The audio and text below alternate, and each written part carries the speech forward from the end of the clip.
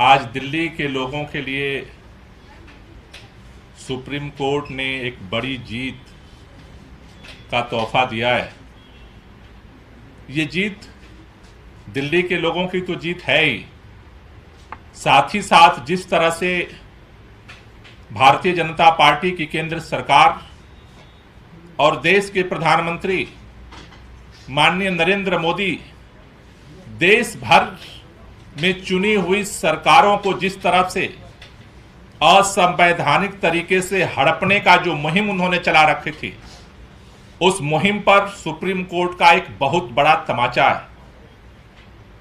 दिल्ली के अंदर जिस तरह से सुप्रीम कोर्ट का फैसला पहले आया, सुप्रीम कोर्ट के फैसले की अनदेखी करते हुए, धज्जियां उड़ाते हुए देश के प्रधानमंत्री माननीय नरेंद्र मोदी ने लेफ्टिनेंट गवर्नर के माध्यम से, होम मिनिस्ट्री के माध्यम से दिल्ली की चुनी हुई सरकार को संवैधानिक जो अधिकार मिले हुए थे, उसको असंवैधानिक तरीके से गुंडई करके हड़प लिया और पूरे दिल्ली के अंदर दिल्ली के लोगों को, अधिकारियों को डरा करके, धमका करके सारे काम को पैरालाइज करने का, ठप करने का अभियान चलाया।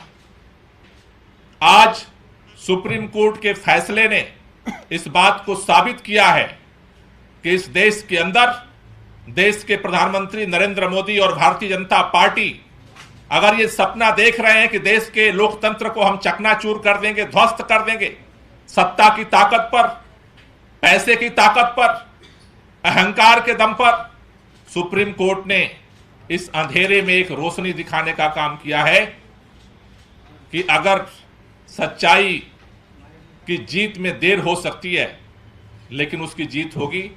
मैं दिल्ली के लोगों को बहुत बहुत बधाई देना चाहता हूं और मैं चाहता हूं कि हमारी दिल्ली सरकार में सर्विसेज के मंत्री सौरभ भारद्वाज जी इस पर और अपनी बात रखें।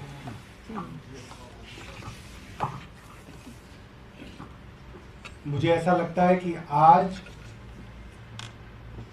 करीब 9 साल लंबी दिल्ली के लोगों की लड़ाई, जो सन 2014 से दिल्ली के मुख्यमंत्री अरविंद केजरीवाल लड़ रहे थे, आज दिल्ली की जनता की वो लड़ाई दिल्ली की जनता जीत गई है। और मुझे लगता है कि आज अगर इस पूरी लड़ाई के अंदर एक बात स्थापित हुई है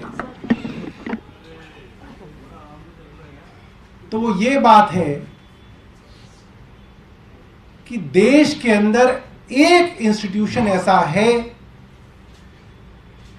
जब जब देश के ऊपर विपत्ति आएगी, जब जब देश के अंदर कॉन्स्टिट्यूशन को ताक के रखा जाएगा, ये इंस्टीट्यूशन खड़ा होके देश के अंदर व्यवस्था को ठीक करेगा।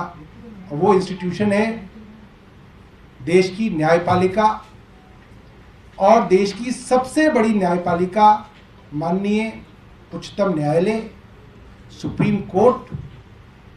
आज सुप्रीम कोर्ट ने जो ऐतिहासिक फैसला दिया है, मुझे लगता है आज के माहौल में सदियों तक सुप्रीम कोर्ट के इस फैसले को याद रखा जाएगा। हम जब छोटे थे तो फिल्मों में देखते थे अमिताभ बच्चन पुलिस इंस्पेक्टर बनते थे, तो छोटे छोटे बच्चे हम सोचते थे नहीं, बड़े होकर पुलिस इंस्पेक्टर बनना है, क्योंकि फिल्म में देखा हमने अमिताभ बच्चन फिल्म इंस्पेक्टर थे। बड़े हुए देखा किसी फिल्म में एक दूसरे अभिनेता डॉक्टर थे, तो लगा नहीं, बड़े होकर डॉक्टर बनना है। और सब बच्चे छोटे छोटे जो उन फिल्मों को देखते थे कहते थे डॉक्टर बनना है। एक फिल्म में अभिनेता वकील बने, बच्चों को लगा नहीं नहीं, काम तो वकील का होना चाहिए, इससे देश को बदला जा सकता है। आज मुझे लगता है देश का एक एक बच्चा जो जुडिशरी की समझ रखता है और देश के हालातों की समझ रखता है, वो कहेगा देश में अगर कोई हीरो है तो चीफ जस्टिस चंद्रचूड़ साहब हैं, और कहेंगे नहीं अब तो जज बनना है। मुझे लगता है वो दिन दूर नहीं जब फिल्मों में जज की भूमिका के अंदर नायक नजर आएंगे। आज देश को एक बहुत बड़े नायक के रूप में चीफ जस्टिस चंद्रचूड़ जी मिले हैं और मैं दिल्ली की जनता की तरफ से उनका बहुत बहुत धन्यवाद करूंगा। बेंच के अंदर जो पांचों न्यायाधीश हैं, उन पांचों न्यायाधीशों का हम लोग दिल्ली की जनता की तरफ से धन्यवाद करेंगे। मुझे लगता है आज दिल्ली की जनता सुप्रीम कोर्ट के आगे नतमस्तक है और ये जो हक दिल्ली की जनता का केंद्र ने छीना था, वो हक आज वापस मिला है। और ये कहना गलत नहीं होगा कि केंद्र की मोदी सरकार को ये एक जबरदस्त तमाचा है और उनको दिल्ली की जनता का हक चोरी करने के लिए, झूठ फरेब से लूटने के लिए आज एक बहुत करारी सजा मिली है और मैं दोबारा से सुप्रीम कोर्ट का धन्यवाद करूंगा।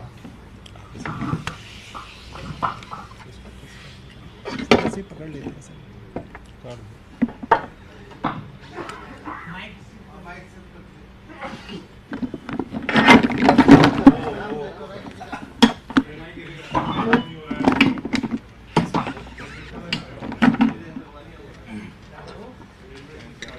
मैं आज सबसे पहले दिल्ली के लोगों को, दिल्ली की जनता को बधाई देना चाहूंगी, मुबारकबाद देना चाहूंगी, क्योंकि आज सुप्रीम कोर्ट ने जो फैसला लिया है, सुप्रीम कोर्ट ने आज कहा है कि दिल्ली की जनता जो फैसला लेगी वो फैसला पूरी अफसरशाही को, पूरी सरकार पर बाध्य है।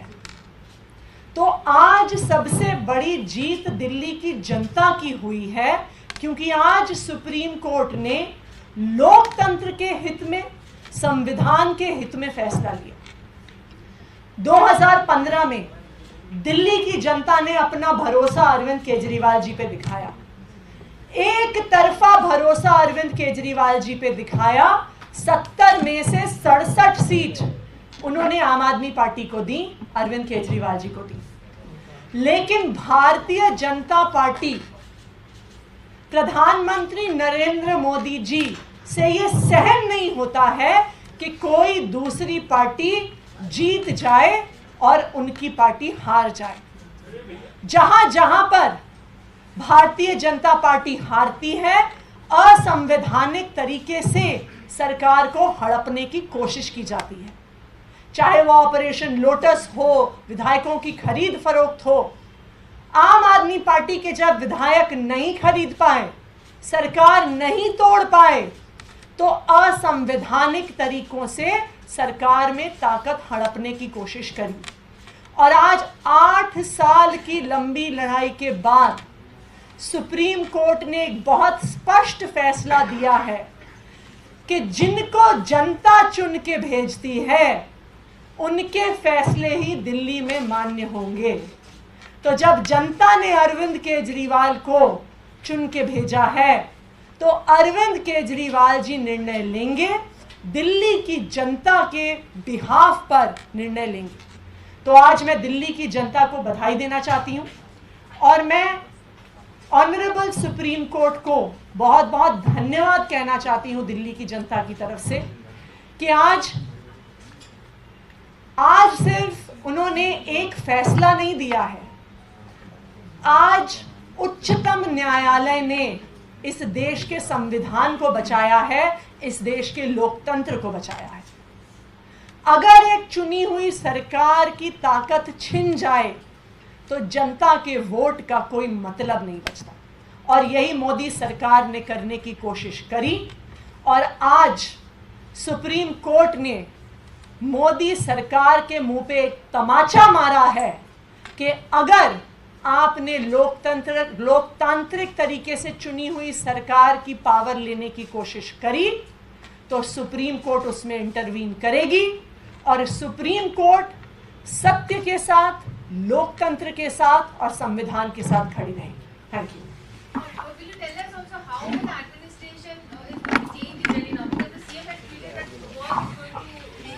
After this verdict, so how does it actually practically work So, like the Honorable Chief Justice explained in his judgment, all the officers, IAS officers, Danik officers, Das officers, all types of officers, till now were reporting to the central government via LG. If an officer is inefficient, there was no way of shifting him to some other position. अब आप चले जाइए यहाँ से। There was no नहीं, way आप of जाइए। आप जाइए यहाँ से। controlling officers in terms of the welfare of the people.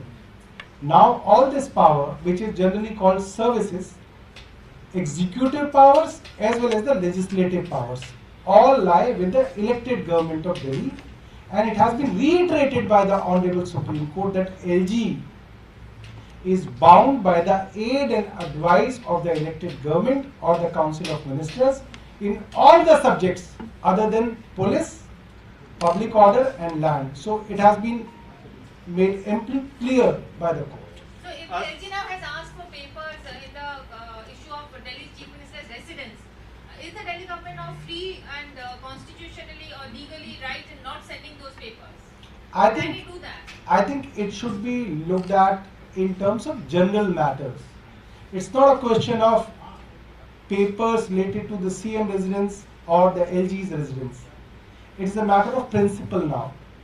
So we will act as per the principles which have been laid down by the Honorable Supreme Court. क्या मैं इसमें एक सीनियर चीज़- एक अधिकारियों सेकंड। की बैठक आप लोग कब जल्द लेने एक सेकेंड वाले मैं हैं? इस पे देखिए, ये एलजी साहब के पास सिर्फ पेपर देखने का अधिकार है, उसके आधार पर किसी प्रकार का निर्णय लेने का अधिकार नहीं है। तो पेपर मंगवाएं, देखें और देखकर वापस भेज दें। और इस बात को आज सुप्रीम कोर्ट ने फिर से अंडरलाइन करके कह दिया है that the aid and advice of the Council of Ministers is binding upon the LG. तो ये बिल्कुल स्पष्ट कर देता है कि लैंड, लॉ एंड ऑर्डर और पुलिस को छोड़कर हर मैटर पर दिल्ली की चुनी हुई सरकार के निर्णय माननीय लेफ्टिनेंट गवर्नर साहब पर मानने की बाध्यता है। ओके। मीटिंग क्या आज बुलाई जा रही है आजकल में अभी मंत्रियों की बैठक मुख्यमंत्री जी ने 2 बजे बुलाई है सचिवालय में, और उस बैठक में डिस्कस करके आगे की रणनीति जो है हम लोग तय करेंगे। Okay, thank you.